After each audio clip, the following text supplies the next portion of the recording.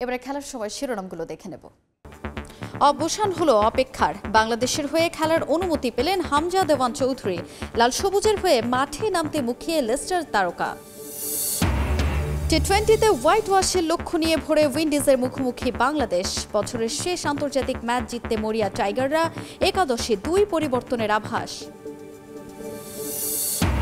মন্ত্রণালয়ের বাজেট পাশের পরও সিলেট স্টেডিয়ামের ফ্লাডলাইট সংস্কারে গড়িমসি বিসিবির। সহসাই দেখছে না আলোর মুখ, জানালেন ফাহিম সিনহা। ভাবনায় গ্রাউন্ডসম্যানদের জন্য বোনাস। চূড়ান্ত হলো এনসিএল টি-20-র প্লে অফ সূচি। 21 ডিসেম্বর প্রথম এলিমিনেটরে খুলনার মুখোমুখি হবে চট্টগ্রাম বিভাগ। কোয়ালিফায়ারে রংপুরের প্রতিপক্ষ ঢাকা মেট্রো। এবং হাইব্রিড মডেলেই হচ্ছে চ্যাম্পিয়ন্স ট্রফি। মানা হলো ভারত পাকিস্তানের দাবি। নিশ্চিত করল আইসিসি। দুবাইয়ের পাশাপাশি বিকল্প ভেন্যুর তালিকায় শ্রীলঙ্কা।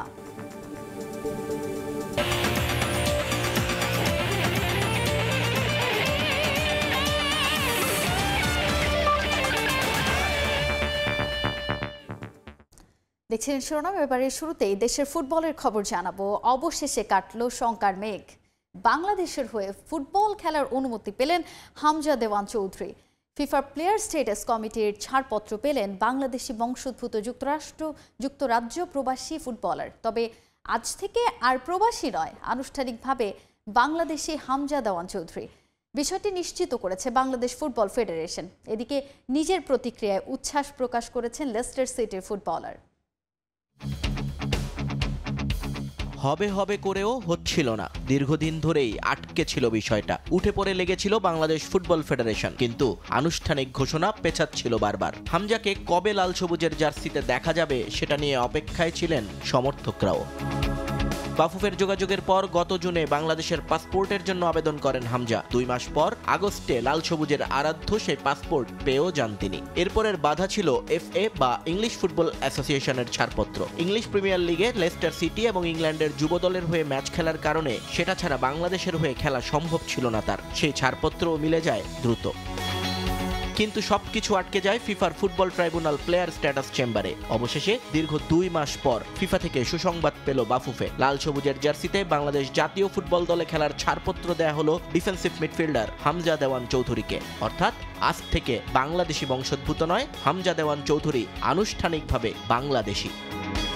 খবরটা জানিয়ে একটা ভিডিও বার্তা প্রকাশ করা হয়েছে বাফুফের ফেসবুক পেজে, যেখানে উচ্ছ্বাস প্রকাশ করে দ্রুত বাংলাদেশে আসার কথা জানালেন হামজা চৌধুরী। আশা করা হচ্ছে ভারতের বিপক্ষে এশিয়ান কাপ বাছাইয়ের ম্যাচেই বাংলাদেশের জার্সিতে মাঠে নামবেন হামজা। নিয়ন মোহাইমিন, সময় সংবাদ। এবার ক্রিকেট। বাংলাদেশ ওয়েস্ট ইন্ডিজ টি-20 সিরিজের খবর জানাবো। প্রথমবারের মতো দুইবারের বিশ্ব চ্যাম্পিয়নদের হোয়াইট ওয়াশের সুবর্ণ সুযোগ। শুক্রবার তৃতীয় টি-20তে মাঠে নামছে বাংলাদেশ। জয় দিয়ে বছরের শেষটা রাঙাতে চায় টাইগাররা।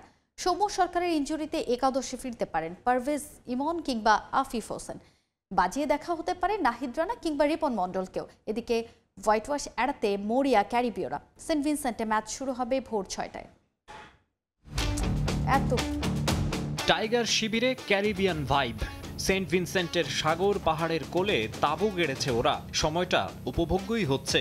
স্মৃতির ফ্রেমে জমা হয়েছে সুন্দর কিছু ছবি। মাঠের পারফরমেন্স ভালো হলে সবই যে ভালো লাগে। টি-20-র 2বারের বিশ্ব চ্যাম্পিয়নদের এই ফরম্যাটেই হোয়াইট ওয়াশ করতে পারলে সে আনন্দ পাবে পূর্ণতা।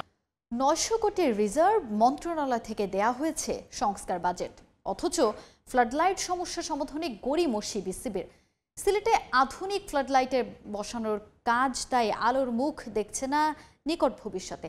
তবে ভাগ্য বদলাচ্ছে গ্রাউন্ডসম্যানদের। এনসিএলে বাড়তি দায়িত্ব পালনে মিলতে পারে বিশেষ বোনাস। সিলেট থেকে সাব্বির মিথুনের রিপোর্ট। সরকার বদলে ভাগ্য খুলেছে বিসিবির। ঢাকা, সিলেট আর চট্টগ্রামের ভেন্যু সংস্কারে 35 কোটি টাকার বাজেট বরাদ্দ ক্রিকেট অভিভাবকদের জন্য।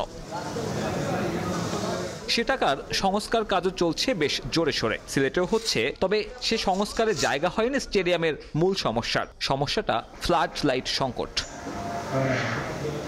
রাজশাহী থেকে আনা লাইট বসানোর কাজ শেষ হয়নি এখনো। এবছরের শিলাবৃষ্টিতে ক্ষতি হয়েছে আরো। অধিকাংশ লাইট নষ্ট হয়ে যাওয়ায় রাতে ম্যাচ আয়োজনের সুযোগ নেই। প্রত্যাশা বিপিএল এর আগেই শেষ হবে ফ্ল্যাট লাইট সংকট। তবে সে সমাধান ক্ষণস্থায়ী। শিলাবৃষ্টির হাত থেকে পরিত্রাণ পাবার একমাত্র উপায় এলইডি লাইট।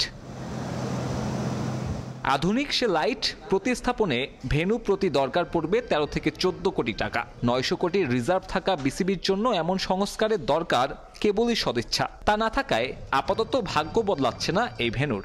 আমরা হয়তো এনসিএল ফেজে আপনার ফ্লাড লাইটের সাপোর্টটা পাবো না, মানে যতটুকু আপনার মানে অল্প লাইট থাকা অবস্থায় যেটা কাভার করা যাচ্ছে নাইট ম্যাচের জন্য সাফিসিয়েন্ট না, বাট ওইটা হয়তো আপনার 25 তারিখের পরে সলভ হয়ে যাবে। এটা অনেক বড় একটা ইনভেস্টমেন্টের বিষয়। এখানে আপনার এনএসসিরও একটা ডিসিশনের বিষয় আছে। অবশ্যই এলইডির কোয়ালিটি অনেক ভালো, অনেক ব্রাইট, আবার আপনার ডিউরেবিলিটি অনেক বেশি। সো এলইডি হলে ভালো হয়, বাট একটা বড় ইনভেস্টমেন্টের বিষয় থাকে। আপাতত মানে নর্মাল যে লাইটগুলো আমরা ইউজ করছি এগুলোই আমরা মানে ডিসিশন পেয়েছি। যদিও সংবাদ প্রচারের পর ভাগ্য একটু হলেও বদলাতে পারে গ্রাউন্ডের মাঠ কর্মীদের। এনসিএলে বাড়তি কাজ করায় বাড়তি অর্থ জুটবে তাদের কপালে। এখনো তো চলছে, আমাদের তো মাঝখানে অনেকদিন মিটিং হয় নাই। আগামী শনিবার দিন আমাদের একটা মিটিং হওয়ার কথা, তো ওইখানে আমরা এটা রেজ করব। 25 তারিখে এই ভেন্যুতে হবে বিপিএল উদ্বোধনী। মাতাবেন জেমস সহ অনেক সঙ্গীত শিল্পী। এরপর মাঠের খেলা, সব মিলিয়ে আপাতত বিশ্রামের সুযোগ নেই লাক্কাতুরার। সাব্বির মিথুন, সময় সংবাদ, সিলেট। চূড়ান্ত হলো এনসিএল টি20 টুর্নামেন্টে প্লে অফের সূচি। 8 দলের আসরে টিকে থাকলো 4 দল। 21 ডিসেম্বর ফাইনালে ওঠার মিশনে মুখোমুখি হবে এই 4 দল। সিলেট আন্তর্জাতিক ক্রিকেট স্টেডিয়ামে প্রথম এলিমিনেটরে খুলনার মুখোমুখি হবে চট্টগ্রাম বিভাগ। পয়েন্ট টেবিলে তাদের অবস্থান 3 ও 4 নম্বরে। 7 ম্যাচে 4 জয় খুলনার আর 3 জয় বন্দরনগরীর দলটির। এই ম্যাচের জয়ী দল খেলবে দ্বিতীয় কোয়ালিফায়ার, আর প্রথম কোয়ালিফায়ারে মুখোমুখি হবে টেবিলের শীর্ষ 2 দল। এখন পর্যন্ত অপরাজিত থাকা ঢাকা মেট্রোর প্রতিপক্ষ আকবর আলীর রংপুর বিভাগ। 7 ম্যাচে 5 জয় উত্তরের দলটির। এই ম্যাচে হারলেও একটা সুযোগ রয়েছে, যে দল হারবে সেই দল খেলবে এলিমিনেটরে জয়ী দলের বিপক্ষে।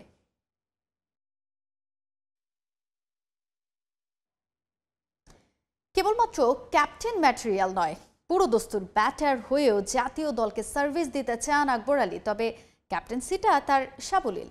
জানালেন বয়স ভিত্তিকের পর মূল পর্যায়েও ড্রেসিং রুম সামলাতে আলাদা টোটকা আছে একমাত্র যুব বিশ্বকাপ জয়ী অধিনায়কের। এনসিএল টি20-র পর পাইপলাইনের ক্রিকেটাররা স্বপ্ন দেখাচ্ছে দেশের ক্রিকেটকে নতুন পর্যায়ে নিয়ে যেতে।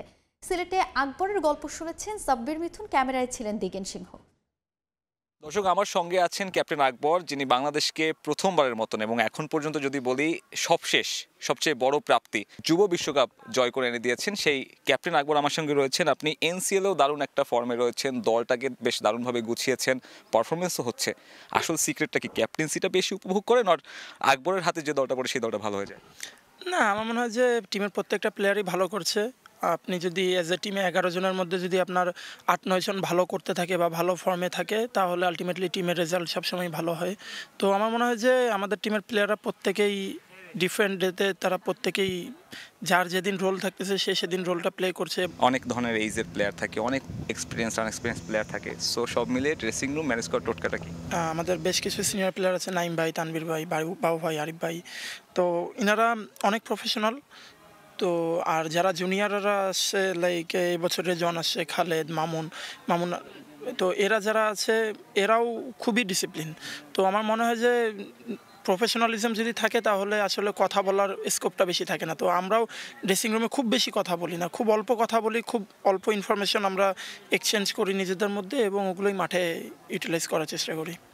বড় আপনার উপর অনেক প্রত্যাশা রাখে ক্যাপ্টেন্সি হিসেবে। আপনাকে মনে করা হয় ফিউচারে বাংলাদেশ দলকে আপনি কোনো একটা সময় নেতৃত্ব দিবেন। আপনার জন্য সেই তার আগে প্রিপারেশনটা কেমন হচ্ছে? ফিউচারে কী হবে এটা আসলে বলে দেওয়া যায় না কখনোই, বাট আমি যেখানে থাকি যেই সময়টা সেইটা এনজয় করার চেষ্টা করি। এখন এনসিএলে আছি, এনসিএলটা যথাসম্ভব আমার যতটুকু সাধ্য আছে সবটুকু দিয়ে এখানে মনোযোগ দেওয়ার চেষ্টা করছি। শরীফুল ইসলামকে যদি বলি নতুন বলে দারুণ একটা কিছু করে, শামীম পাটোয়ারি খুব বিধ্বংসী ইনিংস খেলে। আকবর আলীকে আসলে আমরা ক্যাপ্টেন্সি বাদে অনেকে মনে করেন যে একটু স্লো খেলে, হয়তো ওয়ানডে মেজাজের, কিন্তু আমরা ওই দিন দেখলাম আপনি দারুণ একটা ইনিংস খেলেন। আমার যদি আরেকটু কনসিস্টেন্সি থাকে তাহলে এটা আমার জন্যও ভালো। তো আমার মনে হয় যে এই জায়গাটা আমার একটু কাজ করা উচিত, আর এবং ওটা নিয়ে কাজ করছিও আমি। আর যেটা বললেন যে ওভার রেটেড কিংবা আন্ডার রেটেড, এই জিনিসগুলো আসলে আমি নিজের গায়ে কখনো মাখতে চাই না। স্টারের টিম দেখলাম যারা খুব একটা খাপ খাওয়াতে পারছে না। On the other hand Rangpur বিভাগকে দেখছি এক একদিন এক একজন পারফর্ম করছে। টি-20তে কি এইটাই আসলে টোটকাটা থাকে যে এখানে আসলে খুব বেশি নামের ভার প্রয়োজন হয় না, কিন্তু ইম্প্যাক্টটা বেশি ইম্পর্টেন্ট? না, অবশ্যই টি-20তে ইম্প্যাক্ট প্লেয়ারটা অনেক জরুরি, যে কে কোন জায়গায় ভালো করতে পারে বা কে কোন জায়গায় ভালো করছে, এই জিনিসগুলো অনেক ম্যাটার করে টি-20তে। তো আমার মনে হয় যে আমাদের টিমের প্লেয়াররা এই জিনিসটা ক্যাচ করতে পেরেছে এই টুর্নামেন্টে, তো যেই কারণে আমরা সফল হচ্ছি সোফার। ইন্ডিয়ার পর প্রথম দল হিসেবে একাধিকবার আমরা এশিয়া কাপের চ্যাম্পিয়ন। আপনারা ভারতকে হারিয়ে একটা লিগাসি মেনটেন করেছিলেন, একটা সেট করেছিলেন। এখন আমরা দেখছি যে বয়স ভিত্তিক আসলে ইন্ডিয়ার সাথে আমরাই ফেভারিট থাকি।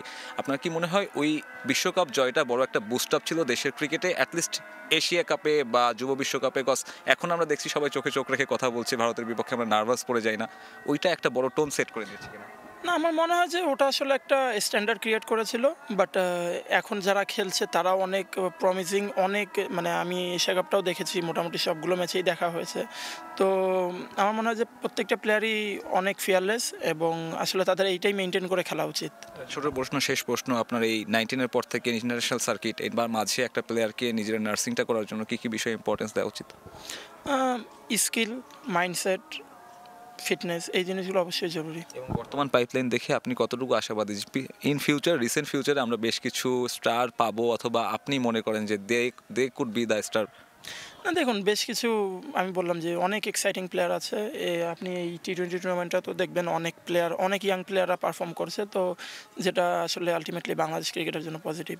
Thanks a lot man and best of luck for NCL tournament. দর্শক, কথা বলছিলাম রংপুরের অধিনায়ক এবং বাংলাদেশের একমাত্র যুব বিশ্বকাপ জয়ী অধিনায়ক আকবর আলীর সঙ্গে, যিনি কিনা নিজের ন্যাশনাল টিমে প্রত্যাবর্তন বা সুযোগ পাওয়াটা নিয়ে খুব একটা মাথা ঘামাচ্ছেন না, আপাতত নিজের প্রচেষ্টাতে খুব বেশি মনোযোগ দিচ্ছেন। সিলেট আন্তর্জাতিক স্টেডিয়াম থেকে সাব্বির মিথুন, সময় সংবাদ, সিলেট। অবশেষে গুঞ্জনই সত্যি হলো, হাইব্রিড মডেলেই হচ্ছে 2025 চ্যাম্পিয়ন্স ট্রফি। আনুষ্ঠানিকভাবে নিশ্চিত করেছে বিশ্ব ক্রিকেটের নিয়ন্ত্রক সংস্থা আইসিসি। ভারতের দাবি মেনে নিয়ে তাদের ম্যাচগুলো হবে নিরপেক্ষ ভেন্যুতে। তবে শুধু এই টুর্নামেন্ট নয়, 2024 থেকে 27 চক্রে ভারত পাকিস্তানে অনুষ্ঠেয় সব আইসিসি টুর্নামেন্টের ক্ষেত্রেও কার্যকর থাকবে একই ব্যবস্থা। তবে হাইব্রিড মডেল চূড়ান্ত হলেও চ্যাম্পিয়ন্স ট্রফির জন্য নিরপেক্ষ ভেন্যু সংযুক্ত আরব আমিরাত না শ্রীলঙ্কা, আনুষ্ঠানিকভাবে তা জানায়নি আইসিসি। অবশেষে যেন বৃষ্টি এলো, অবসান হলো দীর্ঘ এক অচল অবস্থার। চ্যাম্পিয়ন্স ট্রফি নিয়ে আর কোনো শঙ্কা নয়, অন্তত হাফ ছেড়ে বাঁচল বিশ্ব ক্রিকেটের নিয়ন্ত্রক সংস্থা। চলানো গেছে দুই দেশকেই, পৌঁছানো গেছে ঐক্যমতে। যদিও খবরটা চাউর হয়েছিল আগেই, এবার আসলো আনুষ্ঠানিক ঘোষণা। আইসিসি জানিয়েছে ভারতের দাবি মেনে নেওয়া হয়েছে। চ্যাম্পিয়ন্স ট্রফি খেলতে মেন ইন ব্লু পাকিস্তানে যাবে না, অর্থাৎ এশিয়া কাপের মতোই এই টুর্নামেন্টও হবে হাইব্রিড মডেলেই। তবে সেই ভেন্যু কোথায় তা জানানো হয়নি। এতদিন সংযুক্ত আরব আমিরাতের কথা শোনা গেলেও সেই তালিকায় যুক্ত হয়েছে এবার শ্রীলঙ্কার নাম। লঙ্কান বোর্ড নাকি আগ্রহী ভারতের ম্যাচগুলো আয়োজনের। এর আগে হাইব্রিড মডেলের এশিয়া কাপ আয়োজনে যারা কুড়িয়েছিল প্রশংসা, তবে সেই টুর্নামেন্টের মতো এবারও সত্য থাকছে পাকিস্তানের হাতেই। শেষ পর্যন্ত টিম ইন্ডিয়াকে পাকিস্তানের মাটিতে আনতে না পারলেও নিজেদের অবস্থান থেকে এক চুলো সরেনি পিসিবি। অর্থাৎ ভবিষ্যতের এফটিপি টুর্নামেন্টগুলোতে পাকিস্তানও ভারতে খেলতে যাবে না, যার মানে 2024 থেকে 27 চক্রে ভারত পাকিস্তানের সব আইসিসি টুর্নামেন্টই হবে হাইব্রিড মডেলে। এ সময় 2025 আইসিসির নারী ওয়ানডে বিশ্বকাপ ও 2026-এর টি-20 বিশ্বকাপের স্বাগতিক হবে বিসিসিআই। যেই দুই টুর্নামেন্টে পাকিস্তানের ম্যাচ হবে নিরপেক্ষ ভেন্যুতে। যদিও টি-20 বিশ্বকাপে ভারতের সঙ্গে যৌথ আয়োজক হিসেবে আছে শ্রীলঙ্কা। 2008 সালের পর আর পাকিস্তান সফরে যায়নি ভারত। তবে 2016 টি-20 বিশ্বকাপ ও 2023 সালের ওয়ানডে বিশ্বকাপ খেলতে দেশটিতে সফর করেছিল পাকিস্তান। ঘরের মাঠে চ্যাম্পিয়ন্স ট্রফির সব ম্যাচ আয়োজন না করতে পারায় পিসিবি ক্ষতিপূরণ না পেলেও 2028 থেকে 31 চক্রে নারী টি-20 বিশ্বকাপের আয়োজনের সত্ত্ব দেওয়া হয়েছে তাদেরই, অবশ্য যেটিও হবে হাইব্রিড মডেলেই। মাহবুব রিমন, সময় সংবাদ। জাতীয় দল থেকে অবসর নেয়ার 24 ঘন্টা পার না হতেই দেশে ফিরলেন রবিচন্দ্রন অশ্বিন। চেন্নাইয়ে নিজ বাড়িতে পৌঁছালে সৃষ্টি হয় আবেগঘন পরিবেশের। অশ্রুসিক্ত চোখে ছেলেকে বরণ করে নেন অশ্বিনের মা। এলাকাবাসী ও ভক্তরা ফুল দিয়ে অভ্যর্থনা জানান তাদের লোকাল হিরোকে। টিম ইন্ডিয়ার জার্সি তুলে রাখা নিয়ে কোনো আক্ষেপ নেই অশ্বিনের, জানান সিএসকের হয়ে আইপিএলে খেলা চালিয়ে যেতে চান তিনি। ভারতের ক্রিকেটে কিংবদন্তি রবিচন্দ্রন অশ্বিন অনিল কুম্বলের পর দ্বিতীয় সর্বোচ্চ উইকেট শিকারী টিম ইন্ডিয়ার অজস্র ম্যাচ জয়ের নায়ক। হুট করে আন্তর্জাতিক ক্রিকেট থেকে অবসরের ঘোষণা দেয়া এই স্পিনারকে দল থেকে সংবর্ধনার প্রস্তাব দেয়া হলেও তিনি রাজি হননি, ফিরে আসেন জন্মভূমিতে। তারকা খ্যাতিতে ধোনি, কোহলি, রোহিত শর্মাদের কাতারে কখনোই ছিলেন না অশ্বিন। জাতীয় দল থেকে অবসর নিয়ে অস্ট্রেলিয়া থেকে তার দেশে ফেরা নিয়েও ছিল না তেমন কোনো হাকডাক। স্ত্রী সন্তানদের সঙ্গে বিমানবন্দর থেকে চেন্নাই নিজ বাড়িতে পৌঁছালে সৃষ্টি হয় আবেগঘন পরিবেশের। অশ্রুসিক্ত চোখে ছেলেকে বরণ করে নেন অশ্বিনের মা। এলাকাবাসীদের সঙ্গে এ সময় সেখানে ছিলেন তার ভক্তরাও। লোকাল হিরোকে তারা ফুলের মালা দিয়ে অভ্যর্থনা জানান। অনেকের সেলফি অটোগ্রাফের আবদারও মেটান ভারতের হয়ে 765 উইকেটের মালিক এই স্পিনার। অবসরের সিদ্ধান্তটা নিয়েছেন হঠাৎ করেই। সুযোগ ছিল টেস্টে উইকেট শিকারে অনিল কুম্বলেকে ছাড়িয়ে যাওয়ার, কিন্তু এসব নিয়ে কোনো আক্ষেপ নেই অশ্বিনের। To be honest, I don't know, it's emotional for a lot of people. It will be emotional, maybe it will sink in, but for me personally I think it's a great sense of relief and satisfaction. 38 বছর বয়সেও দাপটের সঙ্গে খেলে গেছেন অশ্বিন। ভারতের হয়ে ক্যারিয়ারের ইতি টানলেও cricketer অশ্বিনকে আরও কিছুটা সময় দেখা যাবে বলে জানান এই স্পিনার। 10 বছর পর খেলবেন ঘরের দল চেন্নাই সুপার কিংসে। সিএসকেতে দ্বিতীয় অধ্যায়টাও লম্বা করতে চান আইপিএলে 180 উইকেটের মালিক এই cricketer. I think that part of me is still burning bright. I'm going to play for CSK and don't be surprised if I try and aspire to play for as long as I can. I don't think Ashwin the cricketer is done. I think Ashwin the Indian cricketer has probably called it time. That's it. আপাতত লম্বা একটা ছুটি পাচ্ছেন অশ্বিন। আইপিএলের 18তম আসর শুরু হওয়ার কথা আগামী বছরের মার্চে। সাজিদ মুস্তাহিদ, সময় সংবাদ। এবারে ভলিবলের খবর জানাবো। বিজয় দিবস প্রীতি ম্যাচ দিয়ে আবারও মাঠে ফিরল ভলিবল। ফেডারেশনের কার্যক্রম না থাকায় দায়িত্ব নিয়েই এই ম্যাচ আয়োজন করেছেন ভলিবলের সাবেক খেলোয়াড়রা, যেখানে সবুজ দলকে 2-1 সেটে হারিয়েছে লাল দল। এদিকে নতুন করে অ্যাডহক কমিটি গঠন করে আবারও ফেডারেশনের কার্যক্রম চালু করার আহ্বান জানিয়েছেন সাবেক ও বর্তমান খেলোয়াড়রা। ঢাকা বিশ্ববিদ্যালয়ের কেন্দ্রীয় খেলার মাঠে ভলিবলের বর্তমান ও সাবেক খেলোয়াড়দের মিলন মেলা। প্রতি বছর ফেডারেশন থেকে বিজয় দিবস টুর্নামেন্ট আয়োজন করা হলেও এবার ছিল না কোনো আয়োজন, তাই বাধ্য হয়ে এগিয়ে আসেন সাবেকরা। ফেডারেশন সংস্কারের দাবি করে আসা খেলোয়াড়দের ব্যানারেই আয়োজিত হলো বিজয় দিবস প্রীতি ভলিবল ম্যাচ 2024। বিকেলে পায়রা উড়িয়ে ম্যাচের উদ্বোধন করেন জাতীয় দলের সাবেক ভলিবল খেলোয়াড় ও সাবেক শিক্ষা প্রতিমন্ত্রী এহসানুল হক মিলন। এ সময় পুরনো দিনের স্মৃতি রোমন্থন করেন তিনি। বিগত সময়ে ভলিবল পিছিয়ে পড়লেও পরিবর্তিত বাংলাদেশে তা আবার এগিয়ে যাবে বলে প্রত্যাশা সাবেক এই ভলিবল খেলোয়াড়ের। 80 দশক আর 2024 আমরা যারা ছিলাম, আজকে আমাদের স্মৃতিচারণ হচ্ছে। আমরা একত্রেই খেলাধুলা করতে, এখানে ওয়াসেক, বুলু ভাই, জাহাঙ্গীর ভাই, নিখিল দা, মুন্না ভাই, আমরা একত্রে ঢাকা বিশ্ববিদ্যালয়ের টিম রিপ্রেজেন্ট করতাম, বিভিন্ন ক্লাব রিপ্রেজেন্ট করতাম, ন্যাশনাল টিম খেলতাম এবং আমরা চ্যাম্পিয়ন হয়েছিলাম সেই সময়ে। আজকে এই পরিবেশে এসে আমার সেই স্মৃতিচারণ সত্যি মনোমুগ্ধকর পরিবেশ। বিগত 15টি বছর তেমন চর্চা হয়নি, এটাকে তেমনভাবে চেষ্টা করা হয়নি।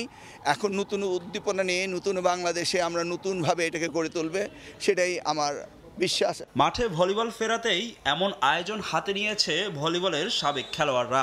এমন মিলন মেলা প্রতি বছর আয়োজন করতে চান তারা। আগে কখনো ফেডারেশন কখনো মিলন ভাই সহ যারা আছেন তাদেরকে কখনো স্মরণ করে নাই, কিংবা তাদেরকে কিভাবে একত্রিত করতে হবে এই চেষ্টাটা কখনো করে নাই। 1978 সালের ভলিবল প্লেয়ারও এখানে জাতীয় দলের আছে, রানিং জাতীয় দলের প্লেয়ারও এখানে আছে। সো এই কম্বিনেশনটা আমরা অ্যাকচুয়ালি ধারাটা অব্যাহত রাখতে চাই। এদিকে মাঠে খেলা ফেরানোর তাগিদ দিয়েছেন জাতীয় দলের ভলিবল খেলোয়াড়রা। দীর্ঘদিন খেলা না থাকায় ক্ষতিগ্রস্ত হচ্ছেন তারা। র্যাঙ্কিংয়েও পিছিয়ে যাচ্ছে বাংলাদেশ। আগের মতো ওরকম বডি ফিটনেস কারো ভেবে নাই, খেলা দেখেই বুঝতে পারছি কারো ভেবে। যত তাড়াতাড়ি খেলা ফিরে আসবে আমাদের ভলিবলের জন্য আরও ভালো হবে, তাহলে আমাদের জন্য ক্ষতি হচ্ছে বারবার। ইন্টারন্যাশনাল ম্যাচগুলো আমাদের খেলা উচিত, না হলে র্যাঙ্ক আরও পিছিয়ে যাবে। আশাবাদী সবাই যে যারা আমার নতুন কমিটি আসছে, অ্যাডহক কমিটি আসবে অবশ্যই দ্রুত আমাদের ক্যাম্পটা শুরু করার ন্যাশনাল টিম। লাল ও সবুজ দলে ভাগ হয়ে প্রীতি ম্যাচ খেলেন খেলোয়াড়রা, যেখানে সবুজ দলকে 2-1 সেটে হারিয়েছে লাল দল। ফাহিম ইসলাম, সময় সংবাদ, ঢাকা। এবারে ইউরোপিয়ান ক্লাব ফুটবলের খবর জানাবো। সেরা চারের টিকিট নিশ্চিত করতে লিগ কাপের রাতে মাঠে নামবে দুই জায়ান্ট টটেনহাম হটস্পার ও ম্যানচেস্টার ইউনাইটেড। ম্যাচ শুরু হবে রাত 2টায়। সবশেষ ম্যাচে নগর প্রতিদ্বন্দ্বী ম্যান সিটিকে হারিয়ে উজ্জীবিত ম্যান ইউনাইটেড। যদিও একাদশ নিয়ে পরীক্ষা নিরীক্ষা করছেন রুবেন আমরিম। স্কোয়াডের বেশ কয়েকজনকে জানুয়ারির ট্রান্সফার উইন্ডোতে ছেড়ে দেওয়ার পরিকল্পনাও করেছেন নতুন ম্যানেজার। যে তালিকায় আছেন মার্কাস রাশফোর্ড, তবে ছন্দে আছেন হয়ল্যান্ড ও আমাদ দিয়ালোরা। এ ম্যাচে ফিরেছেন আলেহান্দ্রো গার্নাচো। দু দলের মুখোমুখি পরিসংখ্যানে ইউনাইটেড এগিয়ে থাকলেও স্পারদের বিপক্ষে সবশেষ 5 ম্যাচে মাত্র 1 জয় আছে তাদের। গেল 2 বছর টটেনহামের বিপক্ষে কোনো জয়ের দেখা পায়নি ম্যানচেস্টার জায়ান্টরা। অন্যদিকে ছন্দ নেই টটেনহামও। শেষ 6 ম্যাচে তাদের জয় আছে মাত্র 1টিতে। নিজেদের মাঠে খেলা হলেও তাদের সামনে কঠিন চ্যালেঞ্জ অপেক্ষা করছে, কারণ টটেনহাম হটস্পার স্টেডিয়ামে শেষ 4 ম্যাচ জয়হীন পোস্তেকোগলুর দল।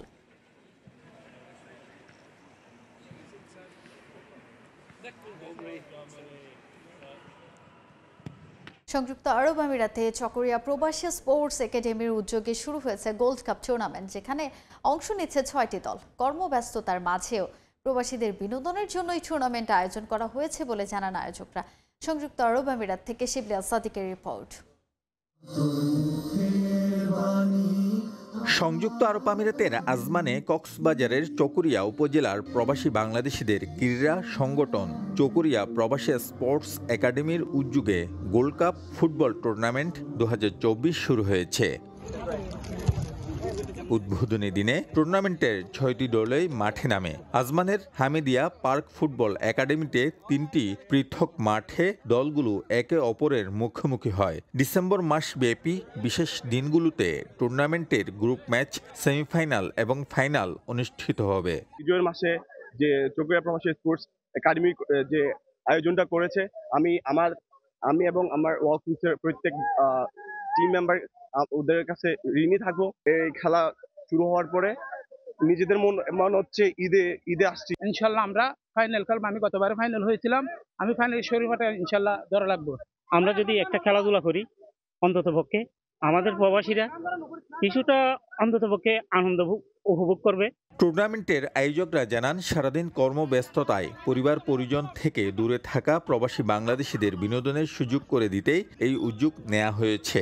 একই সঙ্গে খেলাধুলা প্রবাসীদের মানসিক অস্থিরতা দূর করার পাশাপাশি শৃঙ্খলা ফিরিয়ে আনতেও সহায়তা করে।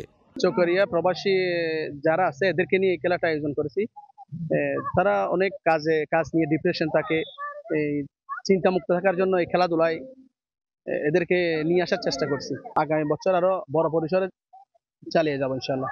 টুর্নামেন্টের 6 দলের মধ্যে বাংলাদেশ থেকে অভিবাসী হিসেবে প্রত্যাগত কিছু তারকা প্লেয়ারও খেলার সম্ভাবনা রয়েছে। এছাড়া চূড়ান্ত পর্বে বিদেশি প্লেয়ারদের খেলানোর নিয়মও রাখা হয়েছে। বিজয়ের মাসে আয়োজিত এই টুর্নামেন্ট বাংলাদেশের দর্শকরা উপভোগ করবে বলে আশা আয়োজকদের। শিবলি সাদিক, সময় সংবাদ, সংযুক্ত আরব আমিরাত। মোটে 14 বছর বয়সে এশিয়ান ওপেন তায়কোয়ান্দো চ্যাম্পিয়নশিপের রৌপ্য জিতে সবাইকে তাক লাগিয়ে দিয়েছেন বগুড়ার রুফাইদা আনসারিয়া। বাবার অনুপ্রেরণায় তায়কোয়ান্দো আসা রুফাইদা স্বপ্ন দেখেন অলিম্পিকে পদক জেতার। চান পৃষ্ঠপোষকতাও। বগুড়া থেকে আব্দুল আওয়ালের রিপোর্ট। মার্শাল আর্টের কোরিয়ান ফর্মকে বলা হয় তাইকোয়ান্দো। মাত্র 14 বছর বয়সে তাইকোয়ান্দোর এশিয়ান ওপেন চ্যাম্পিয়নশিপে অংশ নিয়ে দেশকে রৌপ্য পদক এনে দিয়েছেন। বলছি বগুড়া দুপচাচিয়া উপজেলা ছোট্টগ্রাম ইসলামপুরের রুফাইদা আনসারিয়ার গল্প। ভিয়েতনামে 21 দেশের অংশগ্রহণে অনুষ্ঠিত এশিয়া ওপেন তাইকোয়ান্দো চ্যাম্পিয়নশিপে -52 কেজি ক্যাটাগরিতে রানার আপ হয়েছেন বগুড়ার এই মেয়ে। গত 6 ডিসেম্বর শুরু হওয়া টুর্নামেন্টে বাংলাদেশ তাইকোয়ান্দো ইউনিয়নের পক্ষে অংশ নিয়ে 4 দেশকে হারিয়ে ফাইনালে জায়গা করে নেন রুফাইদা। তবে ফাইনালে স্বাগতিক ভিয়েতনামের কাছে মাত্র 1 পয়েন্টে হেরে গিয়ে রানার আপ হয়েই সন্তুষ্ট থাকতে হয় তাকে।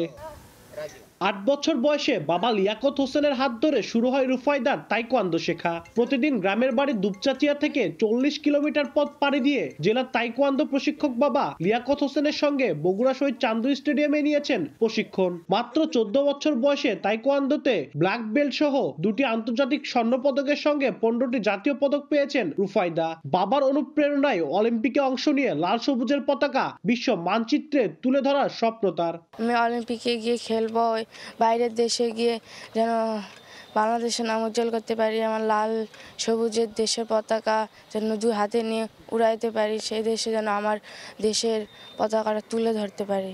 বগুড়া জেলার মান উন্নয়ন করতে চাই, মেয়েদের ভালো প্রশিক্ষণ দিতে চাই, আর মেয়েরা যারা আছে, আমার স্টুডেন্ট যারা আছে, তারাও যেন অলিম্পিকে যাইতে পারে এই প্রত্যাশা করে। স্থানীয় খেলোয়াড় ও ক্রীড়া সংগঠকদের দাবি, সরকারিভাবে পৃষ্ঠপোষকতা পেলে ক্রিকেট ও ফুটবলের পাশাপাশি জেলা শহরগুলো থেকে অন্যান্য ডিসিপ্লিনেও ভালো খেলোয়াড় তৈরি হবে। রুফায়দা সে 21টি দেশের মধ্যে রানার্স আপ হয়ে এসেছে আমাদের আন্তর্জাতিক পর্যায়ে টাইকোয়ান্ডোতে, তো আমরা এটা নিয়ে খুবই গর্ববোধ করছি। ক্রিকেটকে সুবিধা দেয় বেশি, আমরা চাই যে টাইকোয়ান্ডোতেও সব ছেলে মেয়েদের বা প্রত্যেক উপজেলায় একটা করে সুযোগ সুবিধা দেওয়া হোক। তাদের আরও উন্নত প্রশিক্ষণের যদি ব্যবস্থা করে তাহলে এবার রানার আপ হয়েছে, আমার বিশ্বাস যে তারা এর চাইতে বড় কিছু স্বর্ণপদক জিতে আসবে। রুফায়দা দুপচাচিয়া সরকারি মডেল পাইলট উচ্চ বিদ্যালয়ের 9ম শ্রেণীর শিক্ষার্থী। আব্দুল আউয়াল, সময় সংবাদ, বগুড়া। হাওড় অঞ্চলের তরুণদের মাদক ও মোবাইল আসক্তি সহ বিভিন্ন অপরাধ প্রবণতা থেকে দূরে রাখতে খেলাধুলায় আগ্রহী করতে বিশেষ উদ্যোগ নিয়েছেন প্রবাসী সংগঠন। এ লক্ষ্যে হবিগঞ্জের বানিয়াচংয়ে আয়োজন করা হয়েছে দিনব্যাপী ক্রিকেট টুর্নামেন্ট। বিতরণ করা হয়েছে ক্রিকেট ব্যাট, জার্সি, বল সহ খেলার বিভিন্ন সামগ্রী। রাশেদ আহমদ খানের তথ্য ও শাওনগোপের ছবি নিয়ে রিপোর্ট। হবিগঞ্জের হাওড় অঞ্চল খ্যাত পৃথিবীর বৃহত্তম গ্রাম বানিয়াচং একসময় নিয়মিত আয়োজন করা হতো ফুটবল সহ বিভিন্ন খেলার, কিন্তু বর্তমানে খেলাধুলা নেই বললেই চলে। এতে তরুণরা জড়িয়ে পড়েছে মোবাইল আসক্তি, মাদক সেবন সহ নানা অপরাধে। তরুণ সমাজকে এ পথ থেকে ফেরাতে খেলার উদ্যোগ নেয় প্রবাসী সংগঠন।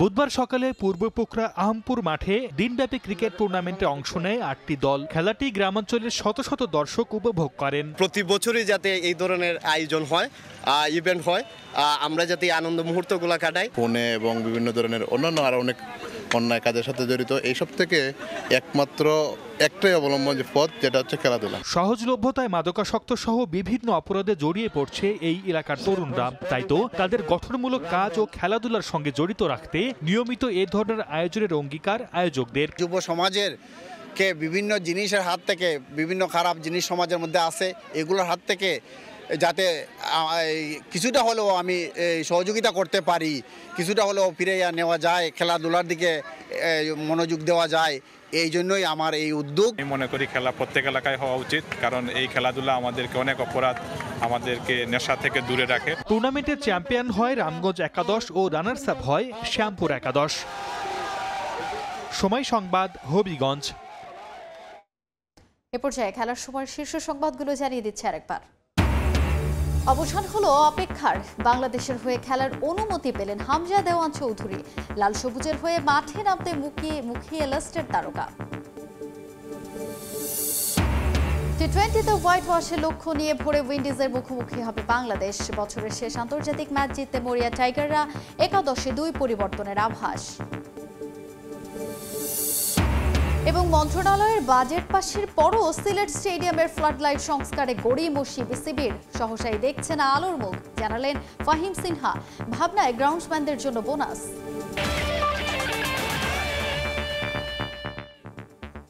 এই ছিল খেলার সময়। এখনকার আয়োজনে সঙ্গেই থাকুন সময়ের।